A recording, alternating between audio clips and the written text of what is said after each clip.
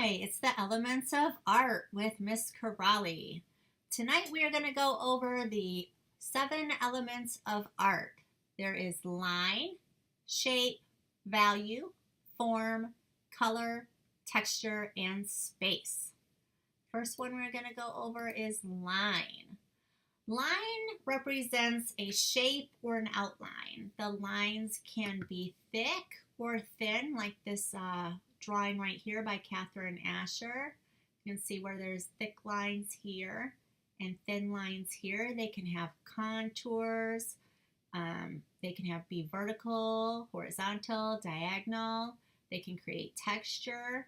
For example, with this drawing right here is a great example of line work in the different types of lines that she has in here. It creates a great sense of depth and texture. We're going to go on to the next one, which is shape. Shape is the two-dimensional line work. It has no form or thickness. It's very flat. You can have geometric shapes or organic shapes. This one over here is a beautiful example of geometric shape artwork. You can see all the different triangles and different types of geometric shapes. It gives it a very great sense of depth and texture. It makes it very interesting to look at. I had a little mess up there. And then over here we have Edward Steichen's The Sunflower, and it keeps wanting to go away again. And over here we have Edward Steichen's The Sunflower, where we have in all of these shapes in here, circles, and all of these geometric shapes here. But down here we have My Life Black and White, which is a beautiful example of organic shapes. Also has just makes you really think about what these shapes are representing. Very good example of organic shapes.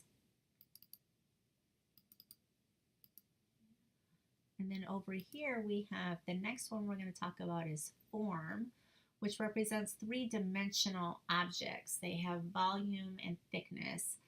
The big difference between form and shape is that shape is flat and form is three-dimensional in that it's always a statue or something that's three-dimensional. Over here is an example of a dog from the Han Dynasty, and then a beautiful head of a woman.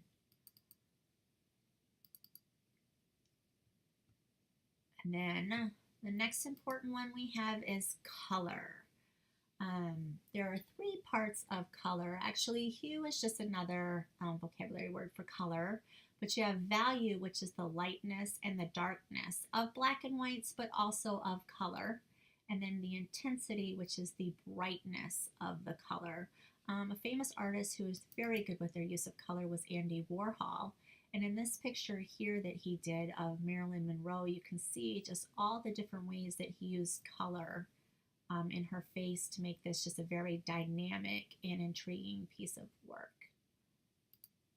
And sometimes this program just does that. You'll have to bear with me. And then over here we have the famous Vincent van Gogh, where he just used just little pops of yellow in here to represent light. And you have the beautiful way he used yellow here, all the different values of the blues. It's just a beautiful piece of work.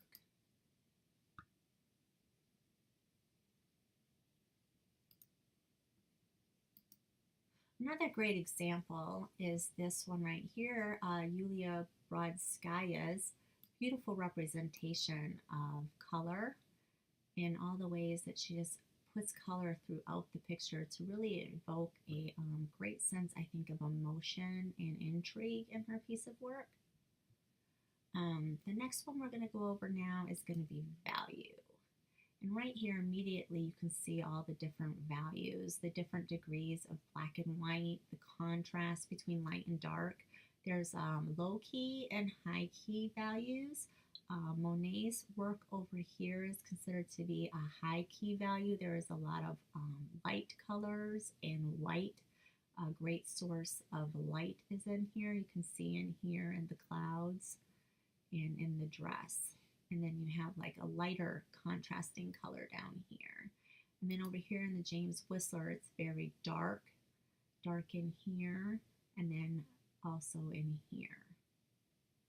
And then this one right here is a good example of like a one hue, which has a value and a contrast.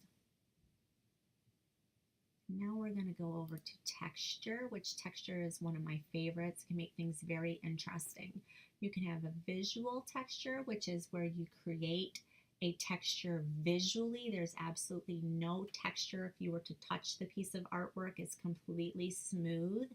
But throughout your use of technique, you have created a very interesting texture. And this right here is a beautiful example of texture that has been created solely through technique. This right here is a dry point style etching, and you can just see in here where it just almost feels like waves and rippled water to the touch, but it's absolutely flat. Just beautiful technique there. And then over here is just a wonderful example of texture. It's a paper quilling art. And you can see where she went through, and this is all paper that has been folded or braided. It's just beautiful, fascinating work that Yulia is doing right there. And then this one right here is interesting because to create the daisies in the field, she actually put into the painting stalks of grass and also seeds. You can see, if you really get looking in there, you can see the seeds to create a real physical texture. Both of those are physical textures. And then over here we have space. Space represents the actual space around, within, or between the objects. It can be negative or positive. There's a very powerful use of space in this piece of work right here because there's nothing going on over here at all. Your eye is completely drawn to this side, but it's just still so powerful when you look at it, even though the space is not completely used. It just completely draws you over here. It's a beautiful piece of work by Henrique de Franca.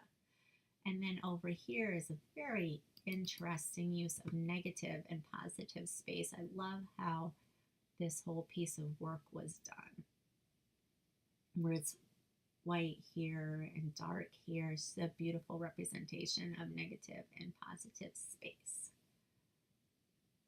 This concludes going over the 7 elements of art.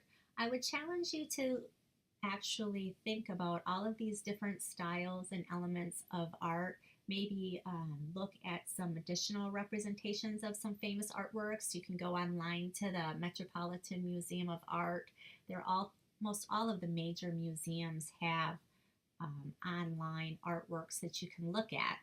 And think about everything that was gone over in this flipped classroom. And then when we come back to class, we're going to create and use these elements of art in a artwork of your own.